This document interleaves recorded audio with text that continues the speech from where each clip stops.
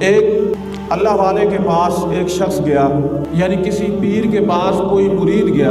اور ساتھ اپنا وہ چھوٹا سا بچہ لے کر گیا۔ پیر صاحب نے بچے کو کوئی میٹھی چیز دینی چاہی۔ عام طور پر بچے میٹھی چیز کو پسند کرتے ہیں کہ بیٹا یہ لو اور کھا لو۔ اب وہ بچہ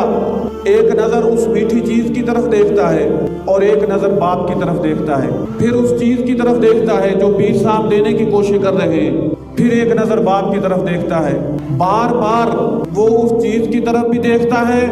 اور باپ کے چہرے کی طرف بھی دیکھتا ہے، یہاں تک کہ وہ بچہ پیر صاحب سے میٹھی چیز لینے سے انکار کر دیتا ہے۔ پیر صاحب کی آنکھوں سے آنسو جاری ہو جاتے ہیں کہ بیٹا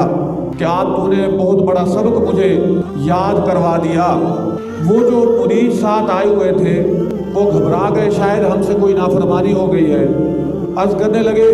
حضرت جی کیا کوئی گستاخی ہو گئی ہے، کوئی ہم سے بے ادبی ہو گئی ہے، یا آپ کی شان میں کوئی گستاخانہ لفظ کہہ دیا ہے کہ آپ کی آنکھوں سے آنسو جاری ہو گئے ہیں اور آپ نے یہ جملہ کہہ دیا ہے کہ بیٹا تم نے مجھے ایک بہت بڑا سبق یاد کروا دیا۔ وہ بزرگ فرمانے لگے نہیں جناب، میں آپ کی وجہ سے نہیں رو رہا اور میری آنکھوں میں جو آنسو جاری ہیں یہ آپ کے کسی معاملے کی وجہ سے نہیں ہے، بلکہ مجھے اس چیز کا احساس ہو گیا ہے کہ جس طرح یہ بچہ کوئی چیز لینے کے لیے اپنے باپ کے چہرے کی طرف دیکھ رہا تھا، آیا میں لوں یا نہ لوں، مطلب یہ تھا کہ بچہ باپ کی طرف دیکھتا تھا کہ باپ مجھے اجازت دیں گے تو میں یہ چیز لوں گا، اگر اجازت نہیں دیں گے تو میں نہیں لوں گا۔ تو وہ فرمانے لگے اگر اللہ کا بندہ گناہ کرتے وقت اس چیز کا احساس دل کے اندر بٹھا لے کہ اللہ کی ذات مجھے دیکھ رہی ہے، وہ گناہ کی طرف اگر دیکھ رہا ہے تو اللہ کی طرف بھی متوجہ ہو، گناہ کی طرف دیکھ رہا ہے تو اللہ کی طرف بھی دیکھے، کیا اللہ اس کام کرنے کا حکم فرما رہے ہیں یا نہیں فرما رہے، میں یہ جو کام کرنے جا رہا ہوں اللہ کو یہ کام پسند ہے یا نہیں ہے، میں یہ جو کام کرنے جا رہا ہوں کیا اللہ اس سے راضی ہوں گے یا ناراض ہوں گے۔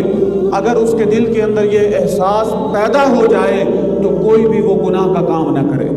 تو آج اس بچے نے مجھے یہ سبق یاد کروا دیا ہے، اور واقعی اسی طرح ہے کہ نہیں ہے۔ اگر ہم اس بچے کی طرح کوئی بھی کام کرتے وقت اللہ کی طرف دھیان دیں، توجہ دیں، تو ہم ہر صحیح کام کرنے لگ جائیں گے اور برے کاموں سے بچنے لگ جائیں گے، کیونکہ جب ہمارے دل کے اندر یہ خیال پیدا ہوگا کہ اللہ کی ذات دیکھ رہی ہے، اللہ کی ذات دیکھ رہی ہے، تو پھر ہم گناہ کے لیے ہرگز تیار نہیں ہوں گے۔